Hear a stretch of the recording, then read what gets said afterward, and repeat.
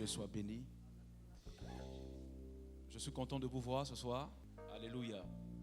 Dieu va nous aider ce soir à communiquer sa pensée, communiquer quelque chose qui va nous emmener encore, nous élever, nous faire grandir spirituellement. Alléluia. Permettez-moi de juste prier maintenant pour moi-même et prier aussi pour vous. Père, je te loue parce que je n'ai pas choisi d'être là ce soir et je n'ai pas choisi de te servir.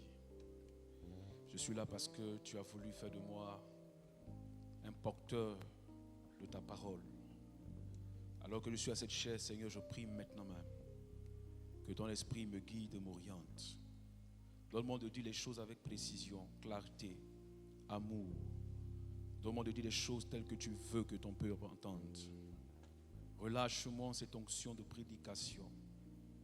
Je te demande ta miséricorde ce soir. Ne regarde pas à mes faiblesses, à mes manquements, à mes fautes, à mes iniquités.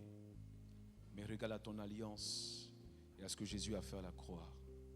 Et fais-moi grâce que je sois un instrument de tes mains afin d'honorer ta parole ce soir et d'être un instrument qui bénisse ton peuple. Je prie aussi pour ce peuple qui a fait le déplacement. Je prie que tu leur donnes la compréhension, que tu disposes leur cœur, que ce qui ne t'honore pas dans ce lieu soit complètement chassé, brisé maintenant même. Que la seule autorité qui domine ce soir soit l'autorité du Saint-Esprit. Et que toute autorité contraire, toute activité contraire qui ne glorifie pas le nom de Jésus s'arrête maintenant même au nom de Jésus. Bénis cette parole et qu'elle soit puissante dans ma bouche au nom de Jésus. Amen. Gloire à Dieu. Le thème qui nous rassemble ce soir, c'est quoi? Réparateur de brèches. Mais ce soir, il m'a été donné de pouvoir traiter un thème, un sous-thème. Et je pense que nous serons bénis au travers de ce sous-thème. Avant de pouvoir vous donner le sous-thème, permettez-moi de vous présenter un tableau. Alléluia.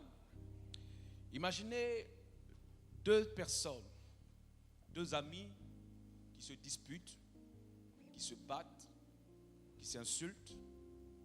Imaginez un instant des frères qui, pour une raison ou une autre, ne peuvent plus s'entendre, alléluia, sur certains points.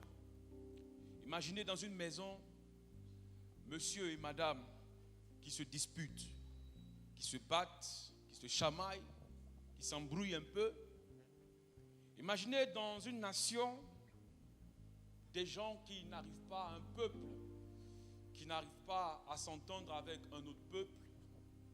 Imaginez dans une église où nous avons des personnes, parce qu'elles ont entendu quelque chose, une parole, ou ont été victimes, je ne sais pas, d'un acte d'un autre chrétien, quittent l'église, quittent l'assemblée.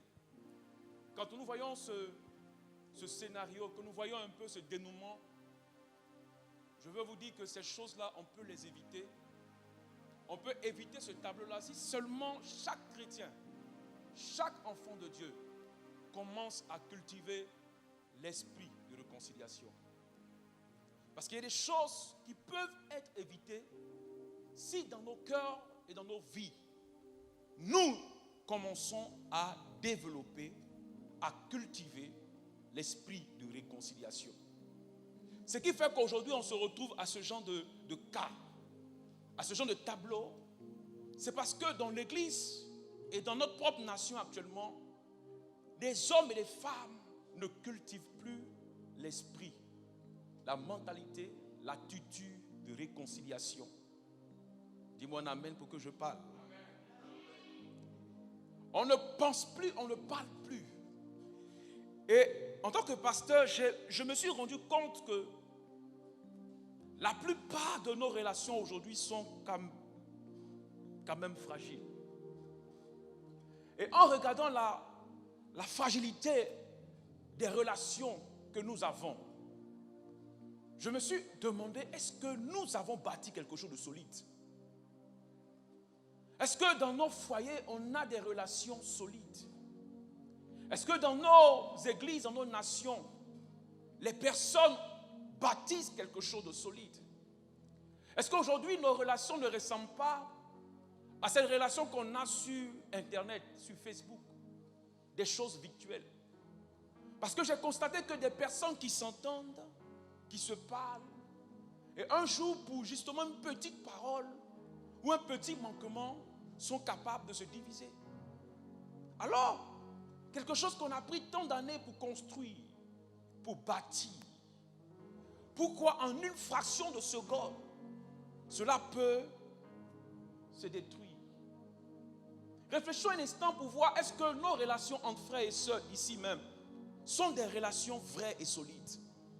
Parce que normalement, quand quelque chose est fondé, est solide, est vrai, même quand la tempête et la pluie se déchaînent, elles tiennent.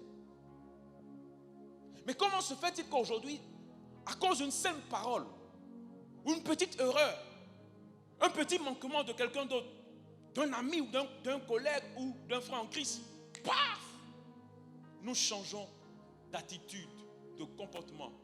Vous allez voir que le plus souvent, quand on commence, vous allez voir que nos relations commencent à devenir tendues, bizarres. C'est comme si ces relations arrivent au bord de la rupture. Alléluia. On cesse de communiquer, on cesse de parler. On ne parle plus. Et souvent même, on arrive à devenir comme des inconnus. C'est-à-dire, on se connaissait, mais à cause d'un problème, d'une situation, c'est comme si on ne se connaît plus, on ne se voit plus. On se dépasse. On ne se regarde plus. On ne s'embrasse plus.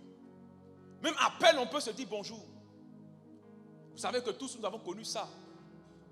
Tu étais bien avec un ami là, bien avec peut-être ton mari ou ton épouse, à cause d'un petit truc là qui arrive là, vous vous dépassez dans la maison comme si vous ne vous connaissez même pas.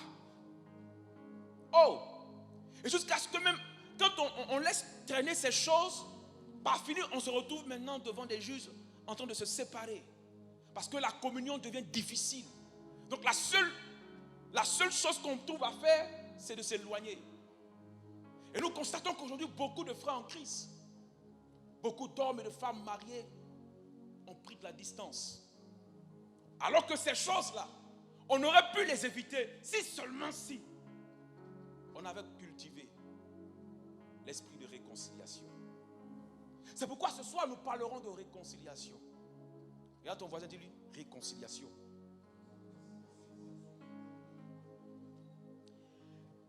Pour ceux qui lisent la Bible, vous allez voir que dans la Bible, dans l'Ancien Testament, le mot réconciliation, réconcilier n'apparaît pas. Mais vous allez voir que dans l'Ancien Testament, des hommes et des femmes ont posé des actes de réconciliation. Mais on n'écrit pas réconciliation, ni réconcilier.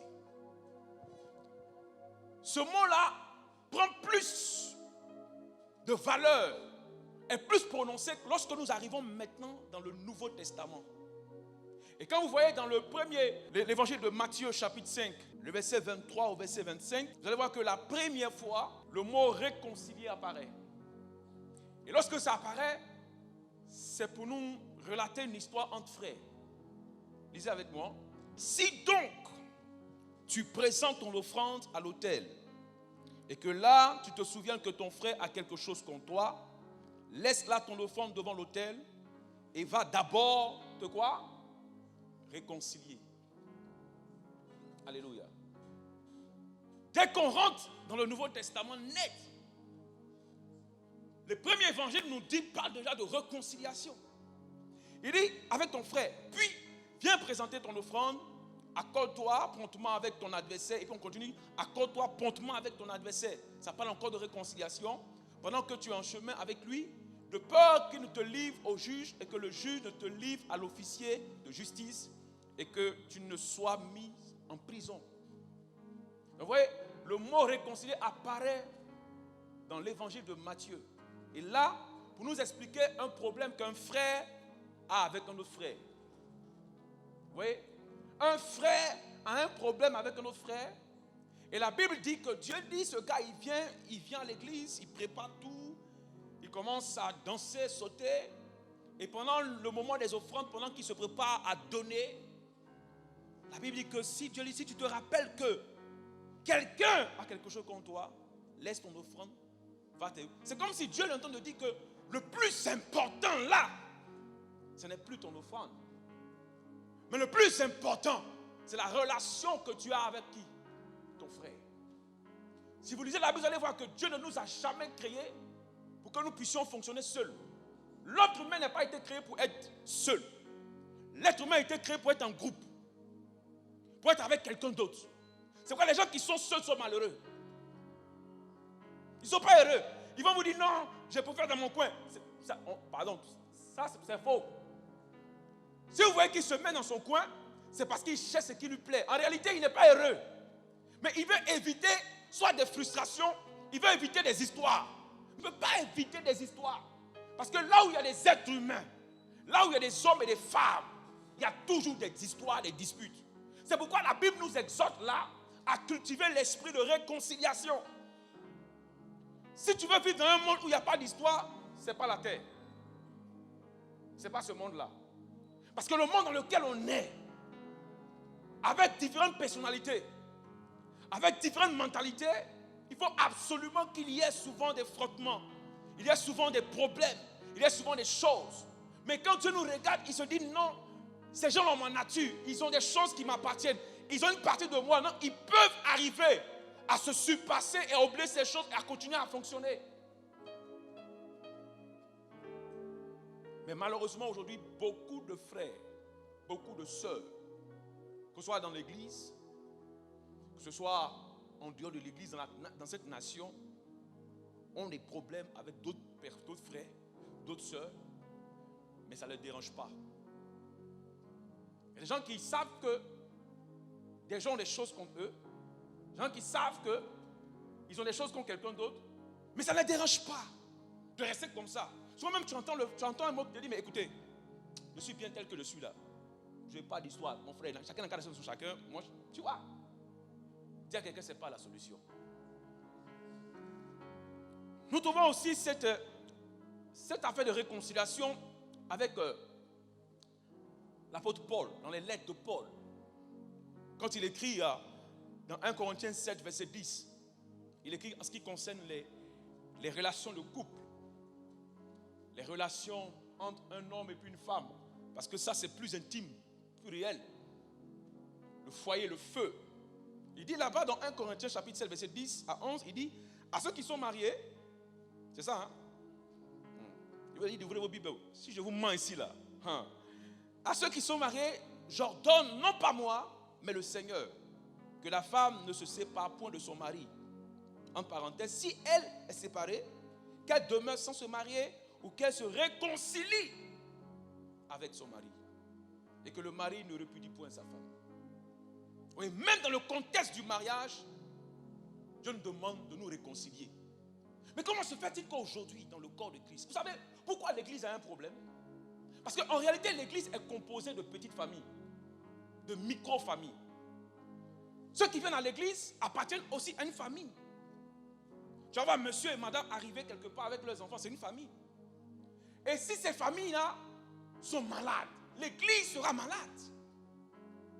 Ce qui faisait le peuple d'Israël, c'était plusieurs familles qui composaient le peuple d'Israël. Il y avait 12 tribus qui composaient le peuple d'Israël. Mais aujourd'hui, quand on regarde dans l'église est malade parce que déjà à la base même, il y a une maladie qui prône.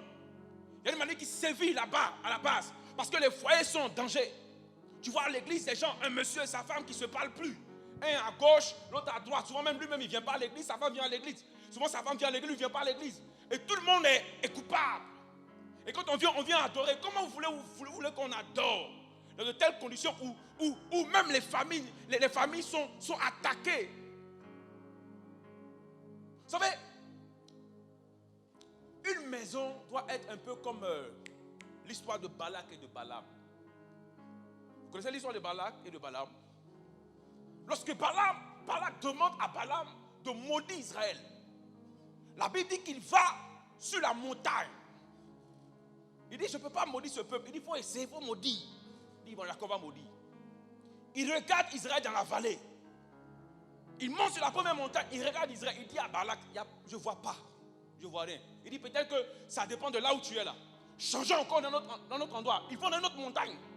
Ils regardent sur un autre point de vue, ils regardent, ils observent. Balak dit, non, Balaam dit non, je ne vois rien, Ils tournent encore, ils ont fait le tour d'Israël sans trouver une faille dans le peuple. Alors Balaam a dit non, ce peuple, on ne peut pas l'atteindre de l'extérieur. Frère, une famille, un foyer doit être comme Israël en ce temps-là, où on ne peut pas atteindre le foyer de l'extérieur. L'église, on ne doit pas atteindre l'église de l'extérieur. Vous allez tout essayer, il n'y a pas de brèche, il n'y a pas de faille, il n'y a rien. Alors Balaam dit, écoute, on va faire quelque chose. Si on ne peut pas les atteindre de l'extérieur, on va les atteindre de l'intérieur. Leur Dieu leur a dit de ne pas épouser des femmes étrangères. Faisons en sorte qu'ils tombent fan de ces femmes-là. Ils n'ont qu'à pécher. Et quand ils ont commencé à épouser, à avoir des relations avec ces femmes étrangères, automatiquement, la brèche s'est créée. Ils ont attaqué la famille à l'intérieur. Ils ont attaqué les foyers à l'intérieur. Ils ont attaqué les maisons à l'intérieur. Quand Satan veut atteindre l'église, il attaque les familles. C'est pourquoi nos foyers sont en difficulté. Les maisons sont en difficulté. Frère, même si tu veux bien adorer, pendant que tu sais qu'à la maison, tu n'es pas en paix avec ton mari ou en paix avec ta femme, tu ne peux pas adorer. Même quand tu veux faire un service, ton service est bizarre. Tu as l'impression que le ciel est fermé. Je vous ai expliqué une fois ici. Une fois, je me suis embrouillé avec mon épouse. J'étais à la chaire pour prêcher, pas à cette chaire. On m'avait invité à un programme.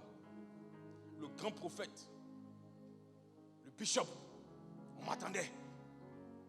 J'ai bossé, j'ai appris, j'ai étudié, j'ai veillé, travaillé la nuit, prié, jeûné. Mais quand j'ai prié, avant de rentrer en chair, il n'y a plus d'inspiration. Je ne sais plus quoi dire, c'est comme si je suis perdu. Il dit, oh Satan, va, ça ne marche pas. Ça ne marche pas. J'ai combattu Satan. Ça ne passe pas. On me donne le micro. Alléluia. On va chanter. Je chante jusqu'à ça ne finit pas.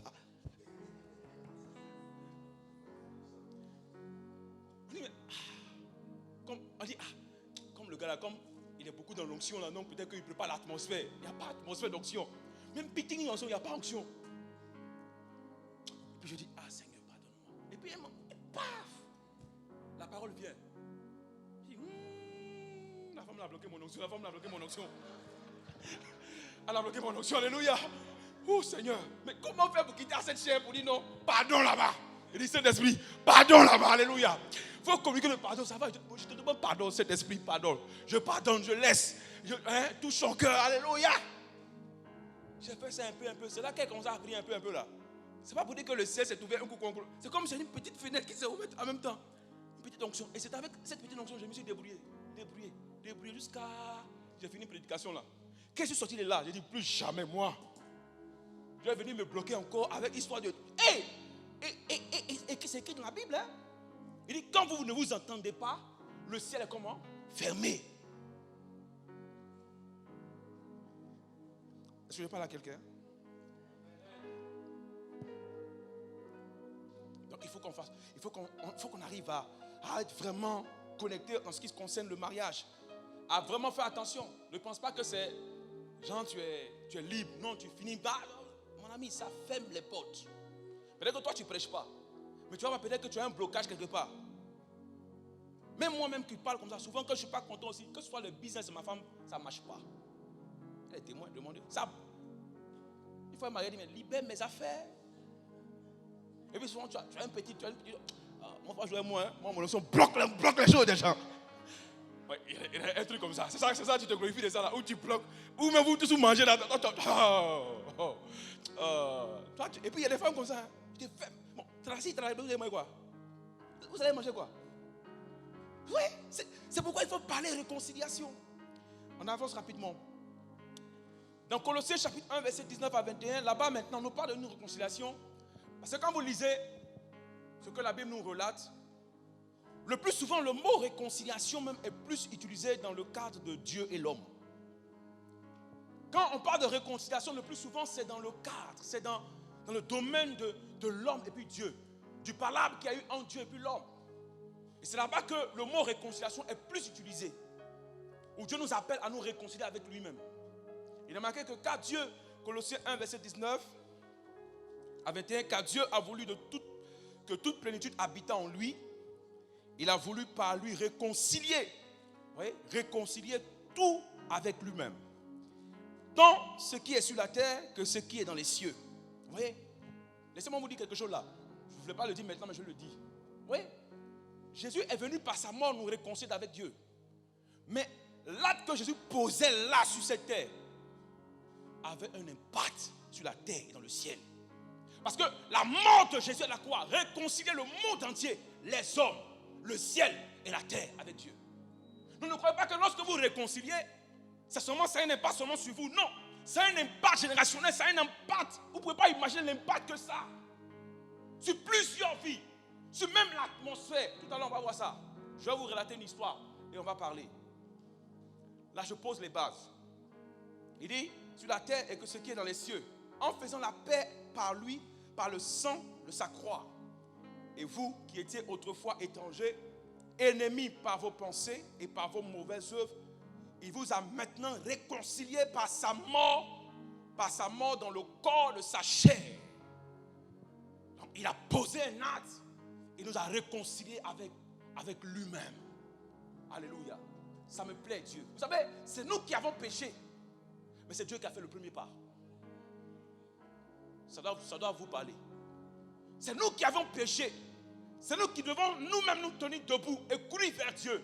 Mais dans cette histoire, on remarque que c'est Dieu lui-même qui fait le premier pas. C'est pourquoi un enfant de Dieu, qui a la nature divine, doit être capable, même quand il a raison, de faire quoi? Le premier pas.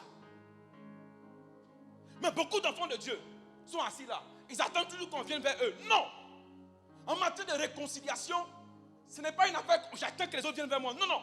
Si Dieu était capable lui-même de faire le premier pas, nous aussi nous sommes amenés aussi à faire le premier pas, à pouvoir faire quoi? Pour créer la paix autour de nous-mêmes. Frère, actuellement là, palabre, histoire, querelle, c'est pas bon. Je vous exhorte, 2020 là, oubliez ça. Oubliez palabre, histoire. Faites tout pour ne pas être en palabre avec quelqu'un. Parce que cette année-là, ce que cette année enfante maintenant, c'est trop bizarre. On n'a pas le temps de dire qu'on va faire palabre. Non, non. C'est le temps de pouvoir parler paix, réconciliation, entente, harmonie. C'est ça. Il faut qu'on arrête d'être dur. Il faut qu'on arrête d'être trop orgueilleux. Il faut qu'on arrête de chercher nos propres intérêts. Il faut qu'on oublie ça. On s'oublie à un moment donné et qu'on aille vers les autres. Et quand on lit ces différents textes, le mot réconciliation apparaît plusieurs fois. C'est quoi la réconciliation? C'est l'action de réconcilier des adversaires, des gens fâchés entre eux. Voilà comment on définit la réconciliation. C'est l'action de réconcilier des adversaires, des gens fâchés entre eux. Donc si quelqu'un est fâché, si deux personnes sont fâchées, quand on les prend et qu'on arrive à les faire, à les réconcilier, à les emmener à revenir ensemble, on parle de réconciliation. Alléluia. C'est aussi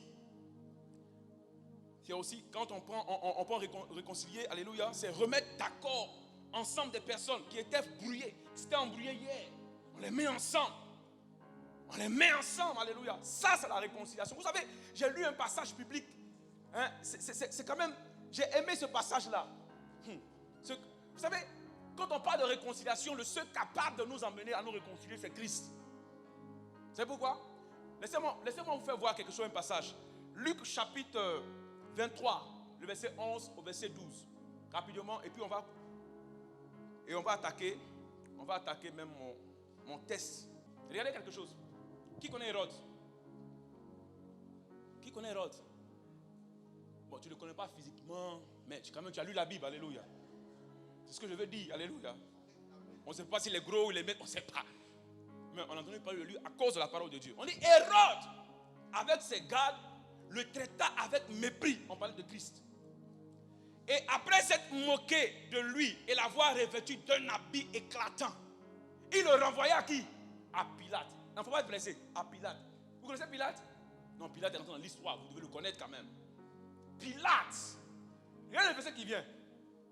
Ce jour même, Pilate et Hérode devaient amis. Regardez ce qui se passe. D'ennemis qu'ils étaient auparavant. Waouh! Frère, Pilate et puis Hérode, des gens qui ne se gament pas. Des gens qui sont des adversaires, des ennemis, ils ne se supportent pas. Mais quand Jésus est arrivé ce jour-là, chacun a rencontré Jésus différemment. Hérode a rencontré Christ. Pilate a rencontré Christ. À cause de Jésus ce jour-là, frère, Pilate et Hérode se sont réconciliés.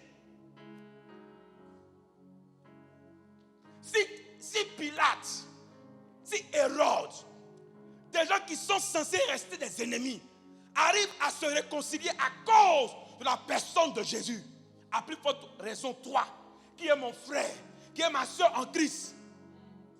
Oh, donne-moi un amen pour que je parle. Des ennemis d'hier sont devenus amis à cause de Jésus. Des gens qui ne s'aimaient pas, mais sont devenus amis à cause de Jésus. Donc Christ a réussi à ramener deux personnes qui ne s'entendent pas à collaborer ensemble, à retrouver leur amitié. Waouh! C'est voilà l'œuvre de Jésus. Donc si ces hommes arrivent à faire ça, pourquoi pas toi? Pourquoi pas moi? Pourquoi pas chacun de nous ici qui avons l'image de Christ en nous? Pourquoi nous, il nous est impossible de faire la paix avec celui qui est mon frère? Parce que ce que vous ne savez pas, c'est que nous tous, ils sommes ici, nous sommes frères et sœurs en Christ. On est liés par quelque chose. Maintenant que j'ai posé mes bases, ouvrez vos Bibles dans 2 Samuel 21, versets 1 à 9. Je parlerai d'une certaine manière ce soir et dimanche et puis la prochaine fois. Parce que le Saint-Esprit m'a tellement emmené sur beaucoup de choses que je ne peux pas dire ça tout ce soir. Je ne peux pas parler de ça ce soir. Donc je fais une partie pour les gens, pour vous et pour ceux qui nous suivent. 2 Samuel chapitre 21, le verset 1 à 9. Lisons l'histoire. Une histoire qui va nous apprendre beaucoup de choses. Puisque maintenant on a défini, on a vu les choses, c'est quoi la réconciliation. Maintenant allons en profondeur. La Bible dit du temps de David, il eut une famine qui dura 3 ans. David chercha la face de l'Éternel. Et l'Éternel dit, c'est à cause de Saül et de sa maison sanguinaire. C'est parce qu'il a fait périr les Gabaonites. Le roi appela les Gabaonites pour leur parler. Les Gabaonites n'étaient point d'entre les enfants d'Israël. C'est bien souligné. Mais c'était un reste des Amoréens. Les enfants d'Israël s'étaient liés envers eux par un serment. Et néanmoins, Saül avait voulu les frapper dans son zèle pour les enfants d'Israël et de Juda. David dit aux Gabaonites, que puis-je faire pour vous? Et avec quoi ferai-je expiation afin que vous bénissiez l'héritage de l'Éternel? Les Gabaonites lui répondirent, ce n'est pas pour nous une question d'argent et d'or avec Saül et avec sa maison. Et ce n'est pas à nous qui appartient de faire mourir personne en Israël. Et le roi dit, que voulez-vous donc que je fasse pour vous?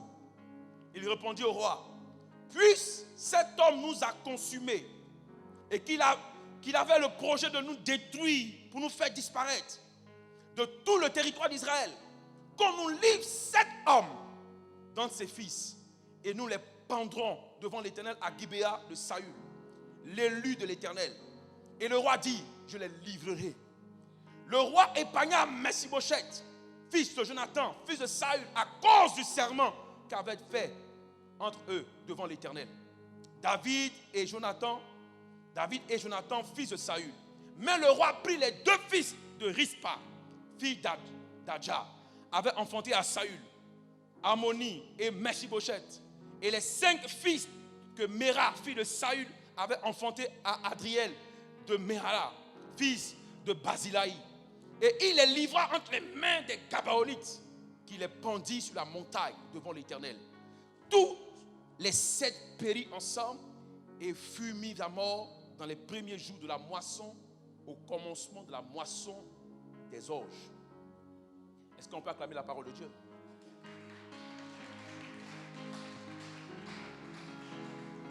Alléluia. Quelle histoire! Quand j'ai lu ce texte, j'étais frappé des enseignements que je tirais de ce texte. Des choses extraordinaires qui pourront nous aider ce soir à communiquer la pensée de Dieu en ce qui concerne la réconciliation. Voilà l'histoire du peuple d'Israël. La Bible nous raconte qu'un jour, après que David ait connu beaucoup de souffrances, avant de prendre la royauté, avant d'être à la tête d'Israël, la Bible nous dit que au temps de Saül, Saül a beaucoup persécuté David. Après la mort de Saül, Dieu va établir maintenant David. Et dans les premières années du règne de David, la Bible dit qu'une famine va arriver en son temps-là. Quelque chose va se produire en Israël. Quelque chose va arriver dans le peuple d'Israël. Et la Bible déclare que pendant que David régnait, dans ses premiers jours, dans ses premières années de son règne, David est surpris, étonné de ce que pendant que lui il règne, lui qui pensait que les années de galère, les années de souffrance, les années de perturbation, les années où il avait connu la mort, où il avait connu les problèmes étaient finis. À sa grande surprise, pendant qu'il commence à régner, une famine arrive, une famine survient dans le pays. Une famine, quand on parle de famine, on parle de difficulté, on parle de manque de ressources, on parle de manque d'eau, on parle de sécheresse, alléluia, on parle de misère. Et David dit, mais comment est-ce possible que pendant que je règne, pendant que je commence mon règne, moi qui pensais que tout était fini, comment est-ce possible qu'aujourd'hui, maintenant même, que je commence mon règne commence par quoi? Par une famine. Écoutez-moi bien. Commence par une famine. Et la Bible déclare, j'ai aimé l'attitude de David. David ne comprenait pas ce qui lui arrivait. Et le plus souvent, quand des choses nous arrivent en tant qu'enfants de Dieu, ce que nous devons faire, c'est de tourner nos regards vers Dieu, comme David. Il y a des situations qui nous arrivent aujourd'hui. Nous ne comprenons pas les difficultés, les problèmes, les circonstances défavorables qui nous atteignent. Mais notre attitude doit être l'attitude de David. David est allé chercher la face de Dieu parce qu'il voulait comprendre qu'est-ce qui se passait. Je pose la question à quelqu'un ce soir. Est-ce que tu cherches à comprendre ce qui t'arrive? Est-ce que tu cherches à comprendre ce qui se passe dans ta vie? Quand les choses semblent difficiles, quand la mort frappe, quand les problèmes arrivent, quand les difficultés sont là, est-ce que tu cherches à comprendre pourquoi cette chose m'arrive? Pourquoi cette chose arrive dans ma vie en ce moment précis? Pourquoi? David, lui, par contre, il est devant Dieu pour dire, Dieu, explique-moi pourquoi cela m'arrive. Alors la Bible déclare que Dieu dit à David, écoute, le problème que tu traverses, la situation que tu vis, est due au fait que Saül, pendant qu'il régnait, a blessé, a posé un acte contre un peuple. Écoutez-moi bien. La famine qui est là, la difficulté qui arrive en ce moment en Israël est due au fait que quelqu'un a fait du mal à une personne du peuple. David dit, mais c'est pas moi. Je n'ai rien à voir avec. Mais ce que David, étant dans le Dieu en train d'enseigner à David, c'est pour lui dire que moi je suis un Dieu de principe. Même si tu n'as rien à voir avec. Mais il y a un tort qui a été causé. Il y a un problème qui est là depuis longtemps. À cause de Saül, une brèche est rentrée en Israël. Saül a ouvert une brèche sur Israël. C'est pourquoi il y a une plaie, il y a une famine sur Israël. Frère, la brèche que tu connais ce soir, est-ce que tu sais la raison pour laquelle elle est là? Le problème que tu vis, est-ce que tu connais la raison du problème? Parce que derrière chaque problème, derrière chaque épreuve, il y a toujours un parler de Dieu. Parce que Dieu parle, quand Dieu lui manière d'une autre. Quand Dieu s'exprime, il s'exprime souvent, le plus souvent, il s'exprime au travers des difficultés, au travers des problèmes. Les problèmes, les épreuves ne viennent pas par hasard. Quand il y a des problèmes, quand il y a des difficultés, c'est parce que Dieu veut attirer ton attention. Avant David, Saül était mort, Saül n'était plus là. Il était mort, on pourrait dire Saül est parti, c'est fini. Mais avec Dieu, ce n'est pas encore fini. Parce que le même peuple qui a été blessé. Le même peuple qu'on a offensé est toujours là. Et pendant qu'ils sont là, ils ont mal. Parce que des années auparavant, le peuple d'Israël avait signé un pacte avec eux. Ils avaient promis de ne pas les toucher. Mais à cause du zèle de Saül, Saül a exterminé les Gabaonites. Ils ont eu mal. Ils ont été blessés. Ils ont gardé cette rancœur. Ils ont gardé cette douleur en eux-mêmes. Ils ont crié à Dieu. Ils ont dit à Dieu, écoute, tu es un Dieu de serment. Quand tu dis quelque chose, tu veilles sur ta parole. Mais ton peuple n'a pas veillé sur sa parole. Ils ont dit quelque chose, mais ils ont fait le contraire. Et à cause de cela, Dieu maintenant voulait attirer l'attention d'Israël. Mais comment il va faire? Dieu envoie la famine. Dieu envoie une plaie sur Israël. Les gens sont en difficulté. Les gens ont des problèmes. Les gens n'arrivent pas à se nourrir. N'arrivent pas à avancer. Ils sont liés, ils ne comprennent pas. Or, quelqu'un avait posé un acte qui attirait la plaie sur Israël. Quelqu'un avait posé un acte qui a frayé une brèche dans l'atmosphère spirituelle d'Israël. Quelqu'un a posé un acte. Quelqu'un a semé quelque chose. Or, la Bible parle de la loi de la semence. Ce que nous semons, nous récoltons. Saül a fait du mal à quelqu'un. Saül a fait du mal à un peuple. Et ce peuple est resté là dans le silence. Ils n'ont pas cherché à se venger. Ils n'ont pas cherché à rendre le coup. Mais ils sont restés là, tout en s'appuyant sur le serment d'Israël. Ils n'ont pas parlé, ils ne se sont pas plaints. Ils sont restés dans leur coin. Ils n'ont pas crié à quelqu'un. Ils étaient dans le silence. Mais le serment parlait pour eux. Écoutez, souvent les gens sont victimes de certaines choses qu'ils ont fait aux autres. Souvent, vous êtes victime de ce que vos pères ont fait aux autres. Souvent, des choses nous arrivent parce qu'avant nous, nos parents ont posé des actes. On fait des choses qui ont un impact sur nos vies. C'est pourquoi à un moment donné, il faut que quelqu'un vienne réparer cette erreur. Il faut que quelqu'un arrive. Il faut qu'une génération naisse pour mettre fin à cette brèche. Et ce jour-là, il y a un homme qui avait pris la tête d'Israël. Son nom c'était David, le réparateur. Il allait arriver et réparer quelque chose que quelqu'un avait commis il y a des années auparavant. Dites-moi amen pour que j'aggrave. Frère, souvent des choses t'arrivent. Ce n'est pas parce que tu as commis un péché. Ce n'est pas parce que tu as posé un acte. Souvent des choses t'arrivent parce que quelqu'un d'autre, un de tes parents, quelqu'un dans ton entourage a posé l'acte. C'est pourquoi quand vous lisez dans le Nouveau Testament, lorsque Jésus passait avec ses disciples, ils ont vu un aveugle. Ils lui ont dit, aveugle, maître, pourquoi cet homme a péché? Est-ce que c'est lui ou ses parents? Jésus dit non, celui-là, ce n'est ni ses parents, ni lui-même, mais cette maladie-là est pour ma gloire. Pour nous dire, il y a des choses qui arrivent dans nos vies parce que des gens font des choses. Des choses arrivent dans nos vies parce que nous-mêmes nous posons des actes. Regardez ce qui se passe aujourd'hui. Regardez dans le monde. Regardez dans nos églises. Regardez dans nos familles, dans nos vies. Il y a tellement de brèches, tellement de failles. Alléluia. Dieu cherche des hommes qui auront la capacité de vouloir comprendre qu'est-ce qui ne va pas. David pouvait rester là, mais la famine arrive. C'est bon, Dieu est en train de me prouver. Il pouvait rester là, continuer à acheter des solutions.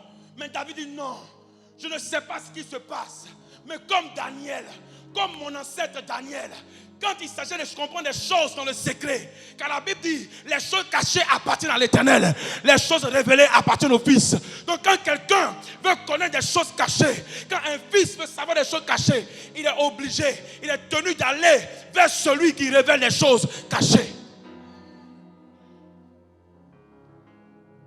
David va, il crie à Dieu. Et Dieu lui dit, David, il y a des gens qui ont été offensés. Vous savez, dans toute situation de réconciliation, il y a deux camps. Il y a les offensés et les offenseurs. De quel camp es-tu? Dans la vie, lorsqu'il y a des palabres, lorsqu'il y a des histoires, il y a toujours une victime et il y a toujours un coupable. Et dans cette histoire que la Bible nous présente, il y avait ceux qui avaient été offensés et il y a ceux-là qui avaient offensé. Saül était l'offenseur, lui et sa maison. La Bible dit que Dieu dit la maison sanguinaire. Ça veut dire que Saül et sa maison étaient des gens méchants, des gens sanguinaires, des gens sans pitié. Ils pouvaient tuer par zèle, ils pouvaient ôter la vie des gens parce qu'ils en avaient envie. Ils parlent mal et puis on ne fait rien de ça. Ils blessent, ils s'en foutent. Ils choquent, mais ça ne dérange personne. Il peut taper des gens. Même s'il pleure, ce n'est pas le problème. La Bible dit que ce n'est pas zèle. David savait le zèle. Saül connaissait le serment. Mais son zèle, vous savez, les gens qui sont animés de l'esprit de la chair font toujours le contraire des choses de Dieu. La différence entre Saül et David, c'est que David était un homme d'esprit. Vous savez, la Bible dit que ce qui est né de la chair est chair. Oh, Saül est né de la volonté des hommes. David est né de la volonté de Dieu. Ce qui est esprit est esprit. David était animé d'un autre esprit, l'esprit de Dieu. C'est pourquoi lorsque le problème s'est posé, il n'est pas resté là à se plaindre. Il allait consulter Dieu. Consultez Dieu et vous saurez qu'il y a 3 ans de cela, tu as blessé quelqu'un. Consulte Dieu et tu sauras que le problème que tu vis, c'est à cause d'un collègue que tu as frustré. La Côte d'Ivoire est en train de payer une erreur qu'elle n'a pas encore réparée. Parce que dans cette nation, il y a les offenseurs et les offensés. Tant que nous ne réparons pas, tant que le roi David, tant qu'il n'y a pas de réparateur comme David, frère, on aura toujours des choses. Des gens qui sont là, ils ne parlent pas. Ils ont été blessés. On leur a arraché la vie. On leur a enlevé leurs enfants, leur travail. Ils ne parlent pas. Pendant que vous vous riez, vous sautez, vous acclamez. Eux, ils ne parlent pas. Même s'ils ne cherchent pas à se venger. Il y a quelque chose, un serment qui lie tous les peuples en Côte d'Ivoire. On parle des alliés. On est tous des alliés. On est tous liés par quelque chose. À cause de cette alliance, on a le devoir de réparer cette erreur.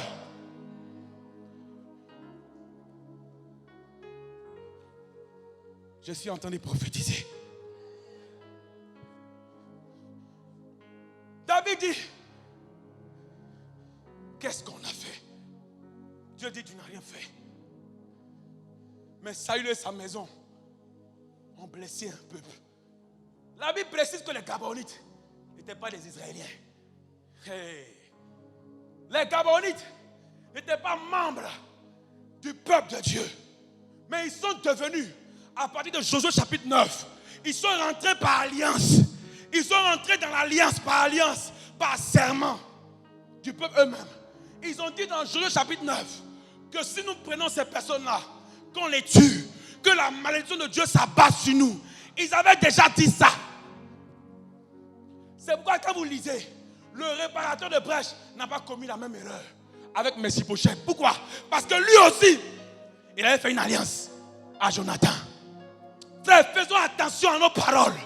Parce que la Bible du proverbe dit, c'est nos paroles qui nous condamnent. La même parole qui te condamne est la même parole qui est capable de te libérer.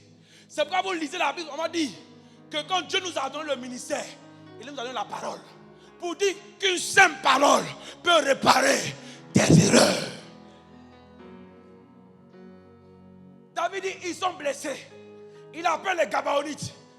Il dit, venez les gars, venez. Excusez-moi les gars. J'étais en prière. Et pendant que je priais, moi-même je vais commencer à vous demander pardon. Je dis, mais roi, pourquoi? Je vous demande pardon. Pardon, parce qu'avant moi, quelqu'un a posé un acte qui vous a offensé. Mais je veux mettre fin. Je veux réparer cette brèche. Je veux fermer définitivement cette faille. C'est pourquoi je suis venu vous demander. Vous savez, toute réconciliation demande des démarches. Il y a toujours une démarche. Lorsqu'on veut se réconcilier, il y a toujours une démarche qui doit arriver quelque part de quelqu'un. Et David a été le premier, même si les Gabonites ne parlaient pas. Parce qu'il avait la révélation. La Bible déclare qu'il a fait lui-même la démarche. Il allait vers eux. Il dit, les gars, qu'est-ce que je peux faire pour expier ce tort, pour fermer cette brèche? Qu'est-ce que je dois faire? Les gars disaient, hey, David, c'est là qu'ils vont comprendre. David va se rendre compte que les gens ont gardé dans leur cœur des choses. Ils vont lui dire, hey, David, il n'y a pas l'argent et l'or entre nous et Saül et sa maison. Ce n'est pas une affaire d'argent. Ce n'est pas une affaire d'or. Le gars là, il nous a tués. Il nous a blessés. Il nous a fait du tort. Il a tué nos parents. Il a enlevé la vie à nos gens. Pendant que nous étions vos esclaves. Par zèle. Ce n'est même pas un Dieu qui l'a, c'est même pas Dieu qui l'a envoyé. Lui-même s'est élevé et nous a blessés. David dit, hé les gars, dites-moi, c'est quoi vous voulez? Il dit, ah, non, on ne veut rien. Il dit, dites-moi ce que vous voulez. Parce que toute offense se répare. Quand vous êtes conscient que vous avez créé une brèche dans le cœur de quelqu'un, quand vous êtes conscient des actes que vous avez posés, même inconsciemment, Dieu vous le révèle. Frère, cherchez à réparer. Parce que si vous ne réparez pas, vous allez faire de cette personne un monstre. Parce qu'une personne qui est blessée est dangereuse. Une personne qui est remplie d'amertume, non seulement elle se prive de la grâce de Dieu, mais elle est dangereuse.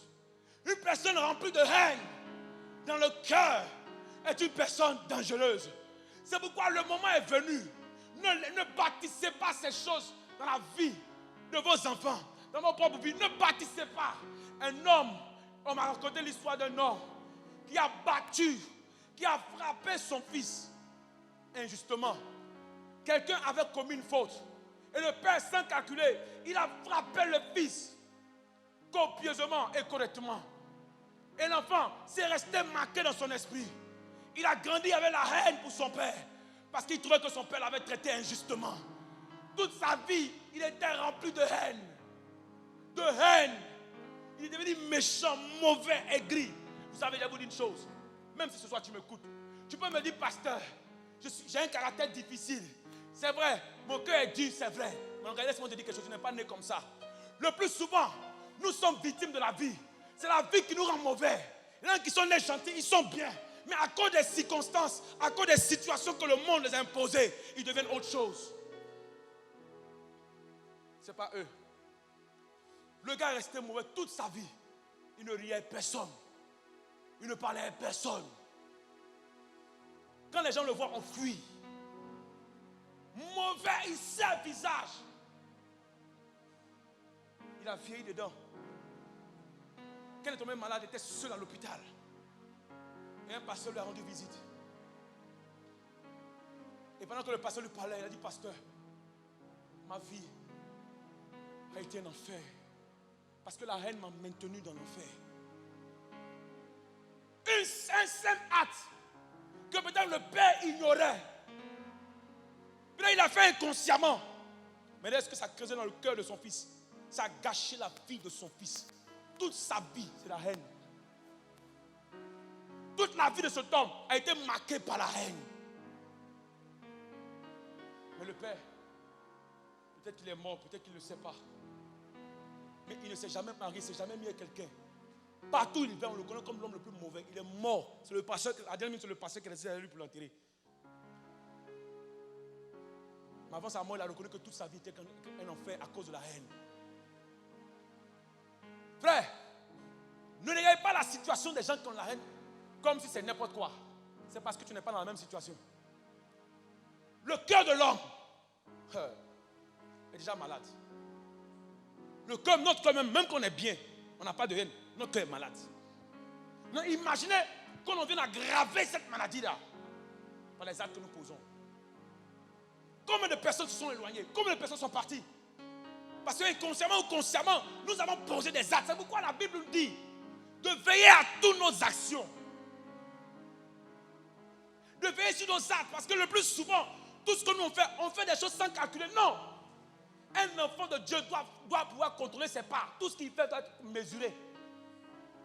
Parce que chaque fois que tu poses un acte, ça a toujours un impact sur les autres.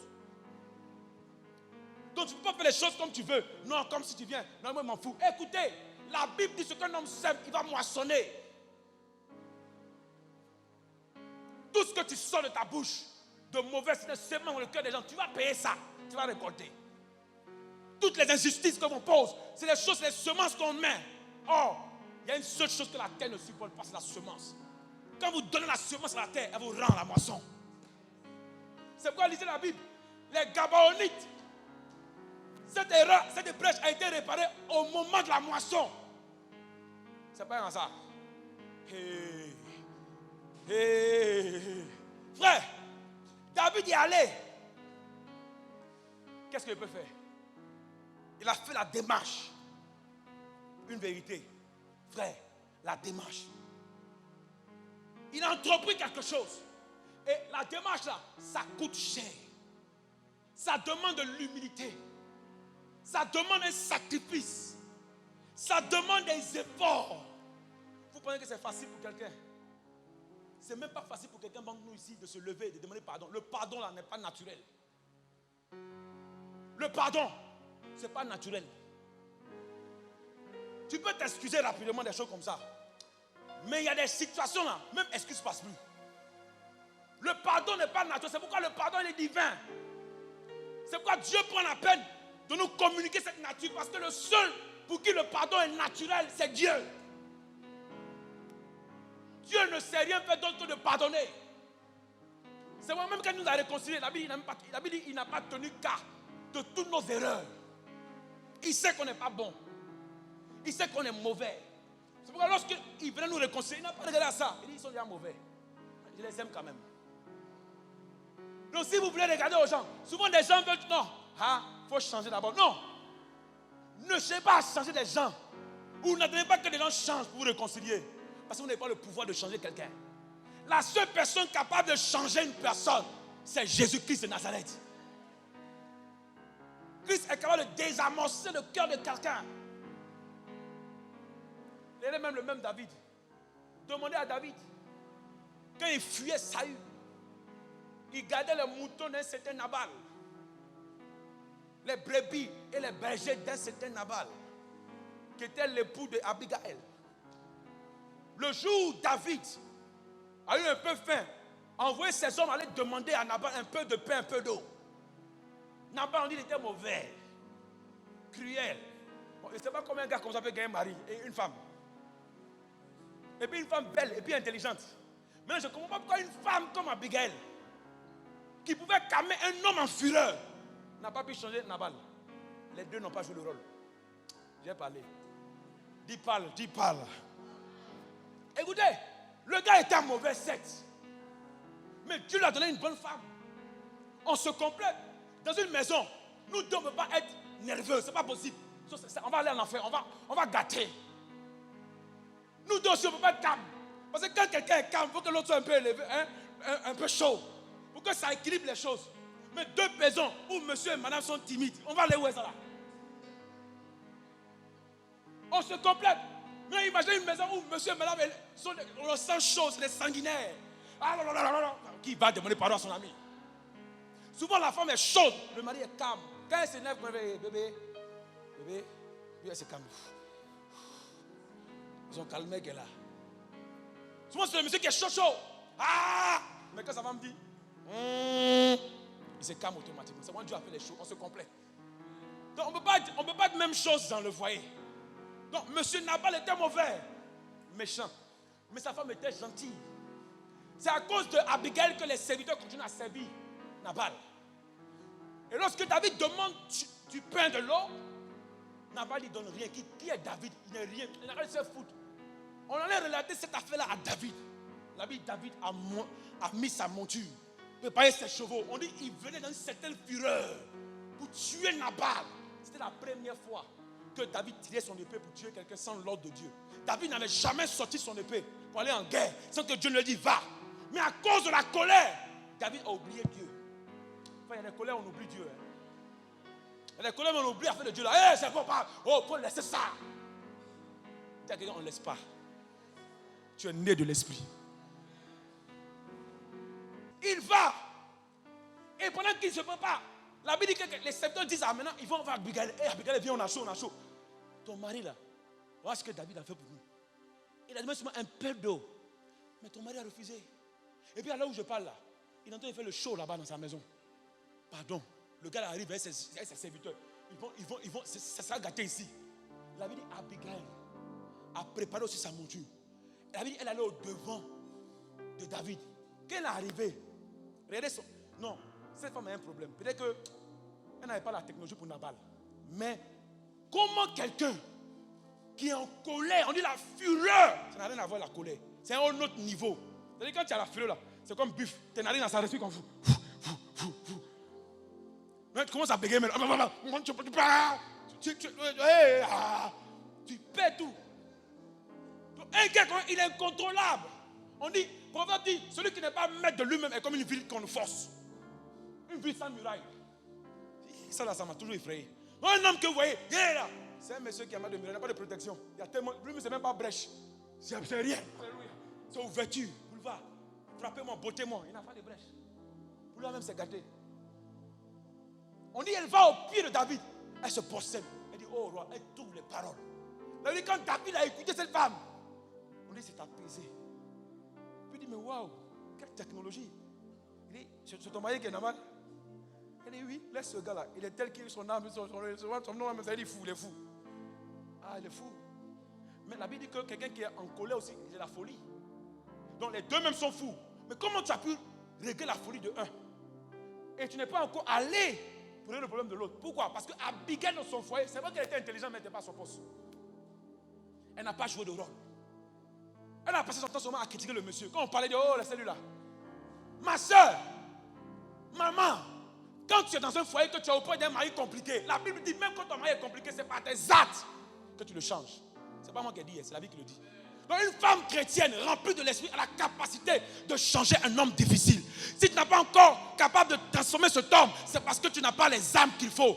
Va chercher Dieu, demande à Dieu, donne-moi les âmes, donne-moi les moyens, donne-moi les paroles pour que j'entre dans le cœur de cet homme. Quand tu auras les âmes de cet homme qui était loupard, violent, commence maintenant à devenir faible. Ah, demandez à Delilah. Delilah a ramené un homme sur sa cuisse.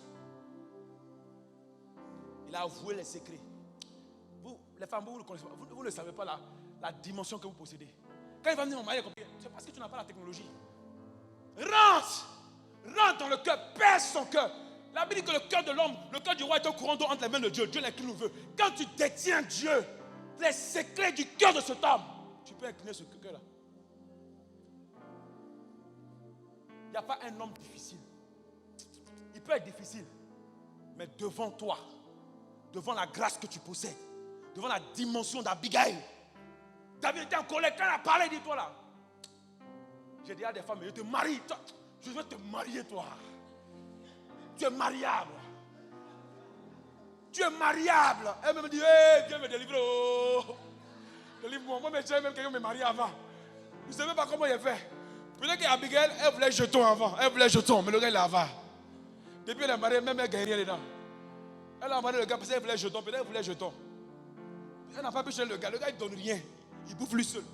Quand elle a fait ça net, le gars chez lui en train de fêter. Il a dit que son cœur est devenu comme caillou. Il est mort comme ça. On dit quelque chose s'est éteint en lui. Il est mort comme ça.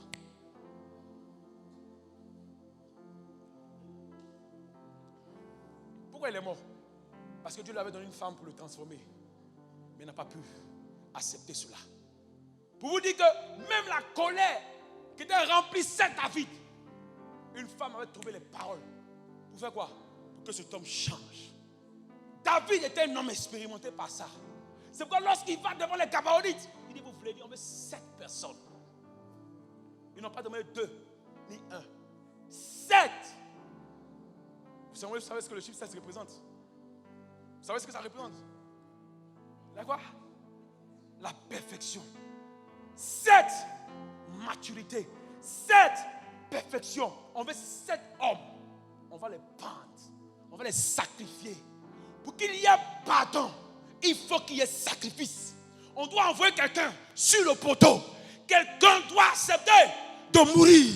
Quelqu'un doit accepter d'aller au poteau pour que la colère, pour que ces choses-là s'arrêtent. C'est pourquoi lorsque le pasteur nous disait ici que personne ne peut arriver dans la dimension de la réconciliation s'il n'a pas appris à lui-même aller à la croix, mourir à la croix. Tu ne peux pas. Si tu n'es pas mort, tu ne peux pas. Parce que nous-mêmes qui vous prêchons souvent là, il y a des choses que les gens nous font, on garde dans nos cœurs. Tu ne peux pas. Si tu ne meurs pas toi-même, tu n'acceptes pas d'aller au poteau. Il dit 7. Il avait dit ok, il n'y a pas de problème. Il a repéré en tout. Il a sauvé une personne à cause du serment aussi. Parce que lui aussi il ne veut pas que demain quelqu'un dise ah, tu n'as pas respecté ton serment, Jonathan. Il dit non. Merci Bochette. C'est vrai, il ne t'aimait pas avant. Mais à cause du serment, à cause de la parole donnée. Vous savez, les chrétiens, il y a une chose que les chrétiens ne savent pas faire en ce moment même. Ils ne respectent pas leur engagement. Beaucoup de chrétiens ne respectent pas leur engagement. Que ton oui soit oui, que ton non soit non. Le problème d'Israël et les Gabonites n'ont pas respecté l'engagement. Le mariage, c'est un engagement. Le fait d'appartenir à une famille chrétienne, c'est un engagement. Le jour où tu rentres dans une église, tu as pris l'engagement d'appartenir. Tu dois respecter là-bas. Mais vous venez, vous rentrez dans un groupe. C'est comme vous rentrez dans une association. Même les différents partis politiques là. Quand vous rentrez avec 4. Vous avez des responsabilités, des devoirs et des privilèges. Mais quand vous rentrez dans une famille chrétienne, vous ne respectez pas vos engagements. On vous appelle fidèle. Mais en réalité, vous êtes infidèle. Parce que vous ne respectez pas. Vous ne venez pas au culte. Vous ne respectez pas les heures d'église. Vous ne respectez pas les programmes. Vous ne respectez pas les hommes de Dieu. Vous ne respectez rien. Vos dîmes, vous ne payez pas. Vous ne respectez rien. Et vous voulez quoi étant dans cette maison? Je suis étonné que ça ne va pas dans vos vies. Parce que vous ne respectez pas vos engagements. Vous donnez votre travail, vos parents pour un service dans l'église. Vous ne respectez pas le service. Tu acceptes d'être diacre, mais tu ne joues pas le rôle de diacre. Tu acceptes d'être chanteur, tu ne joues pas le rôle de diacre. Et puis tu veux que Dieu te bénisse dans ça. Ça ne marche pas. On a des problèmes dans l'église parce qu'aucun d'entre nous ne respectons nos engagements. Même nous les pasteurs. On prend l'engagement de prendre soin de vous. Mais il y a des moments où il y a une défaillance dans notre service. Chacun de nous manque quelque part de son engagement. Et ces choses-là, nous devons les réparer maintenant. C'est les brèches, on doit les réparer maintenant. Si nous voulons que notre église soit une église forte, chaque membre, chaque personne qui appartient à cette communauté doit commencer à apprendre à respecter ses engagements. Tu as un engagement vis-à-vis de moi. Pourquoi? Parce que c'est ton frère. Un frère, on le protège. Un frère, on l'aime. Un frère, quand il y a quelque chose qui ne va pas, on dit, hey, ça ne va pas. On ne critique pas un frère. Tu as des frères à la maison. Tu as des parents à la maison. Tu les critiques. Quand ça ne va pas dans leur vie, là, tu l'appelles et tu dis, hey, Jean, faut arrêter ça. 2 jours, je vois que tu te connais un peu. C'est ça la famille. Mais pourquoi dans l'église, au lieu de se parler, d'échanger, on se critique.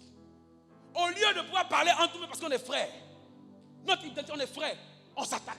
Pourquoi? Et ça crée beaucoup de blessures, beaucoup de gens comme les Gabaonites. Beaucoup de personnes sont frustrées, blessées. Et non. Ils sont assis, ils ne viennent pas. Frappés, ils ne viennent pas. Touchés, ils ne viennent pas. Ils sont là, ils sont inquiets. Non, quand ils viennent à cette église, il n'y a pas. Écoutez. Nous avons besoin. Vous savez, pour qu'une église grandisse, c'est fini. Pour qu'une église puisse commencer à croître, se développer, il faut 2 choses. Il faut le Saint-Esprit, il faut la paix. Lisez Actes des Apôtres. On dit l'église était remplie de l'Esprit de Dieu et l'église était en paix, elle grandissait. Là où le Saint-Esprit agit dans nos cœurs, il opère. Quand on dit le Saint-Esprit, ce n'est pas forcément les gens tomber. Ce n'est pas forcément tomber. Mais quand l'Esprit de Dieu a sa place dans une communauté, en touchant les cœurs, en transformant les vies, en améliorant des personnes, et que maintenant toutes ces personnes-là vivent par l'Esprit, marchent par l'Esprit, et qu'il y a la paix entre nous, c'est forcé que l'église grandisse. Appelez les gens, les investisseurs. Pour investir dans une nation, il faut la paix dans cette nation. Pourquoi on n'investit pas là où il y a la guerre? Pourquoi on n'investit pas là où il y a les difficultés? Pourquoi on nous demande un certain indice de sécurité avant d'investir dans un pays? Parce que même les grands investisseurs savent qu'un pays qui n'est pas en paix, Ce n'est pas une bonne terre. Rien ne produit là-bas. Donc pour que nous puissions connaître cette croissance, ce développement, il faut que nous soyons en paix entre nous-mêmes. La Bible dit que quand le royaume est divisé, quand la maison est divisée, cette maison ne peut pas résister. Au lieu de nous parler, de dire non, on nous dit non de confiance. Parce que l'église est divisée. Je vais vous dire une seule chose. Faire la paix, ou bien se réconcilier, ne veut pas dire qu'on va forcément rester ensemble. Non, ça ne veut pas dire ça. Jacob et Ésaü, ils sont réconciliés, mais ils ne sont pas restés ensemble. L'autre est parti à Séir, l'autre est parti à l'heure. On peut faire la paix, mais ne pas rester forcément ensemble. On peut faire dans notre domaine, on fait la paix et puis on reste ensemble. Exemple, foyer. Là, on est obligé de rester ensemble. Mais ce que Dieu veut, il dit dans Matthieu, il dit ceux qui procurent la paix seront appelés fils de Dieu. Ceux qui procurent la paix seront appelés fils de Dieu. Nous sommes bien placés. Chacun de nous ici, nous sommes bien placés pour parler de réconciliation. Vous savez pourquoi? Parce que nous avons été l'objet de réconciliation. Dieu nous a réconciliés avec lui. Et quand il nous réconcilie avec lui, il n'a pas exigé d'abord de nous quelque chose. Pourquoi vous voulez exiger des autres quelque chose d'abord?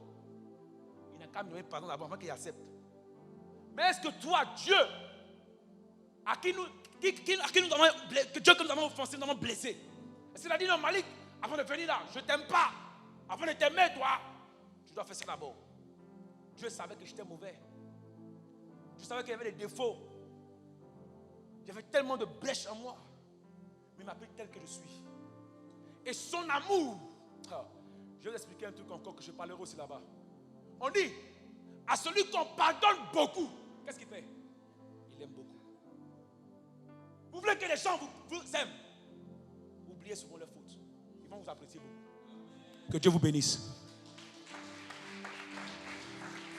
Est-ce qu'on peut se tenir debout prier maintenant? Rasokia marebo sakia na brand shadeget. Libranda sala brande lebrada suki librandeget. Oli araba sharaba baba baba riande de bauski librad. Dis à Dieu, fais de moi un artisan de paix. Dis Seigneur, donne-moi un cœur. Fais de moi un réparateur. Donne-moi de réparer mes erreurs avec les autres. Je ne sais pas là où tu as commis des erreurs avec des autres, ton voisin, ton papa, ta maman. Là où tu as commis des erreurs avec tes enfants, avec ta communauté, ton église. Là où tu as commis des erreurs avec des personnes. Mais dis à Dieu ce soir, je veux être le réparateur. Je veux réparer ces erreurs-là. Parce que ce que je fais, peut-être que je ne suis pas conscient, mais c'est des semences dans le cœur de ces hommes et ces femmes. Oh, ne me laisse pas par mes actes semer la haine dans le cœur de mes enfants. Ne me laisse pas provoquer de la méduse dans le cœur de mon épouse et de mon époux. Oh, ne me laisse pas blesser les autres par mes actes et mon attitude. Oh, donne-moi de me mettre maintenant en route. Donne-moi de faire des démarches qu'il faut afin de réparer ces erreurs, Seigneur. Koria de brade sekaya da brada da bosa. Le brasuki li brada da baba baba sheke le brakatuya. Loria de bayos ki li brade he de baba baba sheke le barabaro bosaka. Le brasaki de brede baba baba baba baba baba baba. Gloria de brade le baraba sekara baba baba baba shikere bre.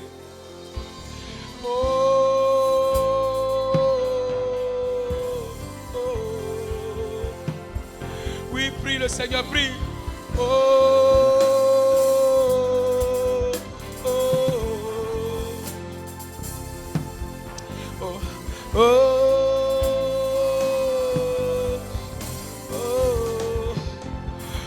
Prie, ne me regarde pas, c'est le moment de rentrer. Dis, donne-moi un cœur, donne-moi la technologie. Donne-moi désormais de contrôler, de mesurer mes actes et mes paroles. Donne-moi d'avoir la bonne attitude avec chaque personne que tu me donnes. Donne-moi de savoir accueillir les frères et les sœurs que tu me donnes. Donne-moi d'avoir les paroles avec exactitude et précision pour chaque personne.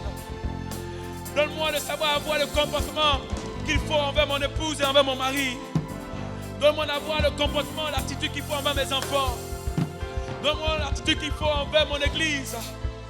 Oh, donne-moi, Seigneur, oh, le comportement, l'attitude, la manière de parler, de faire.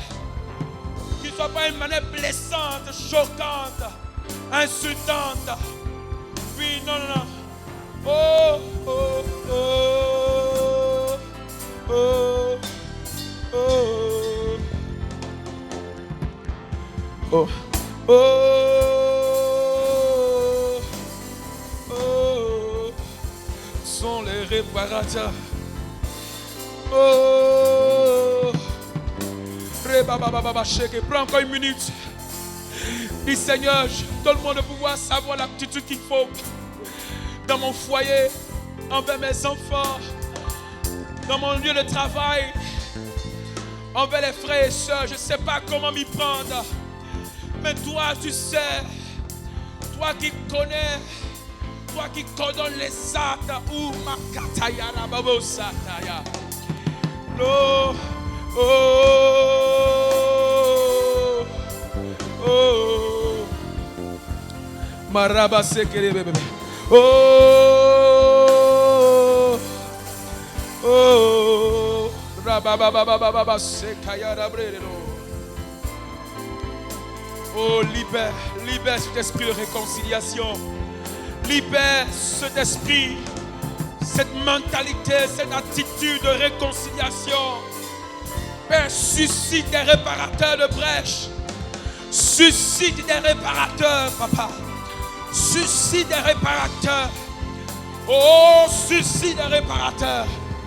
Suscite des hommes et des femmes qui vont entamer des démarches, qui vont se mettre en mouvement, qui n'attendent rien des autres, mais qui ont compris ta parole, qui ont compris qu'ils sont des artisans de paix, qui ont compris qu'ils ne peuvent pas rester alors qu'une personne a des choses dans son cœur contre eux.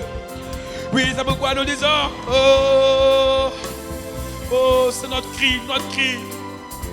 C'est un appel, oh, pour dire que ces pierres, pour dire que ces personnes vont se relever. Oh, nous prions pendant que nous sommes là. Commence à répandre l'amour dans les cœurs. Oh, dispose le cœur de ceux que nous avons frustrés, blessés. Donne-nous les dispositions qu'il faut, que lorsque nous serons en train de faire les démarches, oh, ils puissent accepter, Seigneur. Ils puissent nous accueillir, nous recevoir. Oh, Marakatayara brokotoya. Libra suki ane prende lion to blow the shadagarabosa. Oh, voilà le cri de ton église ce soir. Trop de blessés. Oui, trop de blessés. Trop de frustrés. Oh, trop de personnes offensées. Trop de personnes avec une attitude pas correcte. Mais ne laisse pas, oh, ne nous laisse pas dans cette erreur. Donne-nous la capacité de réparer. Nous voulons réparer cette blessure. Nous voulons fermer cette brèche. Nous voulons fermer cette faille. Oh, nous ne voulons pas donner accès au diable. Il ne pourra pas détruire ta maison. Il ne pourra pas détruire ton héritage. David a dit au Cabanoïte, oh, qu'est-ce que je peux faire pour que vous puissiez bénir l'héritage de l'Éternel? Oh, nous serons bénis. Nos affaires seront bénies. Lorsque nous allons nous lever, nous réconcilier. Lorsque nous allons nous lever et aller vers les autres. Ce soir, nous donne la force, donne-nous la force. Donne-moi la force et à mes frères et sœurs d'être les premiers à faire la démarche. D'être les premiers, oh. Oui, oh. D'être les premiers à aller. Nous ne nous attendons pas. Oh, nous ne nous attendons pas. Tout ce que nous voulons, c'est qu'ils nous reçoivent, qu'ils nous accueillent. Oh, que les années ne détruisent pas nos relations. Oh, où sont les réparateurs? Dieu est en train de communiquer sa technologie à quelqu'un. Le Saint-Esprit est en train de faire un travail dans le cœur de quelqu'un. Tu ne comprendras même pas ce soir ce que tu ne pouvais pas faire hier. La force que tu n'avais pas. Vous savez, je veux prier pour toi parce que le problème qui te fatigue, tu as ce qu'on appelle le problème, tu as un obstacle imaginaire. Je prie que ce soir l'obstacle imaginaire disparaît parce que tu te dis que si je vais, oh, qu'est-ce qu'ils diront, qu'est-ce qu'ils vont faire? Non, ce soir, ne t'attends pas, ne cherche pas. Quand tu as la révélation, fonce. David avait la révélation. Il s'est appuyé sur la parole de Dieu et il a marché. Je suis convaincu que si tu t'appuies sur la parole de Dieu, tu marcheras sur les eaux comme Pierre. Tu marcheras sur l'obstacle. Tu marcheras et le cœur de ces personnes sera disposé. Toi, obéis seulement. Père, merci pour ce soir. Merci pour ce service. Merci pour ce temps. Merci pour ta parole. Merci pour l'onction et la grâce qui ont été libérées. Merci Seigneur. Fais de nous des hommes, des réparateurs de brèches, qui cultivons, qui renforçons nos liens par l'esprit de réconciliation. Au nom de Jésus. Au nom de Jésus.